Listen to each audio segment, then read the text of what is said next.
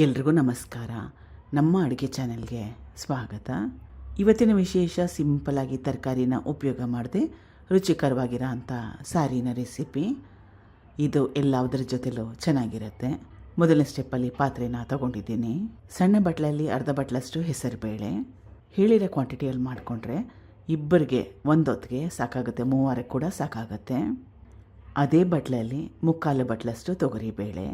ಮನೆಯಲ್ಲಿ ಕಡಲೆಬೇಳೆ ಇದ್ದರೆ ಅದನ್ನು ಕೂಡ ಹಾಕ್ಕೋಬೋದು. ಮಸೂರು ಬೇಳೆ ಅಂತ ಬರುತ್ತಲ್ಲ, ಅದಿದ್ದರೆ ಅದನ್ನು ಕೂಡ ಹಾಕ್ಕೋಬೋದು. ಮಸೂರು ದಾಲ್ ಅಂತ ಸಿಗುತ್ತಲ್ಲ, ಅದಿದ್ದರೆ ಅದನ್ನು ಕೂಡ ಹಾಕ್ಕೋಬೋದು. ಬೇಳೆಗಳನ್ನ 1-2 ಸಲ ಚೆನ್ನಾಗಿ ತೊಳಿಬೇಕು. ತೊಳೆದ್ಮೇಲೆ ನೀರನ್ನ ಸೇರಿಸ್ಕೊಳ್ತಾ ಇದ್ದೀನಿ. ಸುಮಾರು ಒಂದು ಅರ್ಧ ಲೀಟ್ರಷ್ಟು ನೀರು. ಜೀರಿಗೆ ಸಣ್ಣ ಚಮಚದಲ್ಲಿ 1 ಚಮಚದಷ್ಟು. ಕಟ್ ಮಾಡಿಟ್ಕೊಂಡು ಚೆನ್ನಾಗಿ ಹಣ್ಣಾಗಿರೋ 1 ದೊಡ್ಡ ಟೊಮ್ಯಾಟೊ, ಹಸಿರು ಮೆಣಸಿನ್ಕಾಯಿ 1, ಬೆಳ್ಳುಳ್ಳಿ ಎಸಳು 2, ಸ್ವಲ್ಪ ಅರಿಶಿನ ಮತ್ತು ಅಚ್ಚ ಖಾರದ ಪುಡಿ, 1 ಟೇಬಲ್ ಸ್ಪೂನಷ್ಟು ತುಪ್ಪ. ನಾನು ಬೇಳೆಗಳನ್ನ ನೆನೆಸ್ತಾ ಇಲ್ಲ, ಇಮಿಡಿಯೇಟಾಗಿ ಮಾಡ್ಕೊಳ್ತಾ ಇದ್ದೀನಿ. ತಕ್ಷಣವೇ ಕುಕ್ಕರಲ್ಲಿಟ್ಟು ಬೇಯಿಸ್ಕೊಳ್ತಾ ಇದ್ದೀನಿ. ಸಮಯ ಇದ್ದರೆ ಒಂದು ಅರ್ಧ ಗಂಟೆ ನೆನೆ ಹಾಕೋಬೋದು. ಸಮಯ ಇಲ್ಲಾಂದರೆ ತಕ್ಷಣವೇ ಮಾಡ್ಕೋಬೋದು. ತಕ್ಷಣವೇ ಮಾಡ್ಕೊಳ್ಳೋಂಗಿದ್ರೆ 2-3 ಸೀಟಿ ಕುಗ್ಗಿಸ್ಕೊಂಡ್ರೆ ಸಾಕಾಗುತ್ತೆ. ಬೇಳೆನ ನೆನೆಸಿ ಮಾಡ್ಕೊಳ್ಳೋಂಗಿದ್ರೆ 1-2 ಸೀಟಿ ಸಾಕಾಗುತ್ತೆ. ಬೇಳೆನ ನೆನೆಸಲಿಲ್ಲ ಅಂದರೆ 2-3 ಸೀಟಿ, ಇಷ್ಟೇ ವ್ಯತ್ಯಾಸ.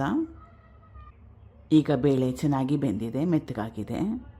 ಈ ರೀತಿಯಾಗಿ ಚೆನ್ನಾಗಿ ಮೆತ್ತಗಾಗ್ಬಿಡಬೇಕು, ಅಲ್ಲಿವರೆಗೂ ಬೇಯಿಸ್ಕೋಬೇಕು. ಮೊದಲೇ ಹೇಳ್ದಂಗೆ ಬೇಳೆ ನೆನೆ ಹಾಕಿಲ್ಲ ಅಂದರೆ 3 ಸೀಟಿ ಕೂಗಿಸ್ಕೊಂಡ್ರೆ ಸಾಕಾಗುತ್ತೆ. ನಾನು 3 ಸೀಟಿನೇ ಕೂಗಿಸ್ಕೊಂಡಿದ್ದೆ.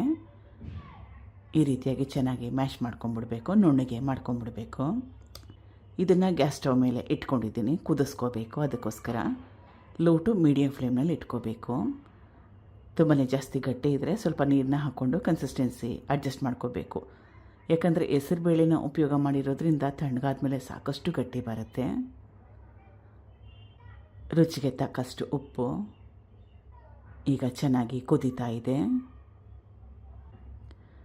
ಈ ಸಾರಿಗೆ ಹುಳಿ ಅವಶ್ಯಕತೆ ಇಲ್ಲ, ಅಥವಾ ನಿಮಗೆ ಹುಳಿ ಬೇಕಂದರೆ ಎಲ್ಲ ಆದಮೇಲೆ ಸ್ವಲ್ಪ ಲಿಂಬೆ ರಸ ಹಾಕ್ಕೋಬೋದು, ಅಥವಾ ಸ್ವಲ್ಪ ಹುಣಸೆ ರಸ ಹಾಕ್ಕೊಂಡು ಕೂಡ ಕುದಿಸ್ಕೋಬೋದು.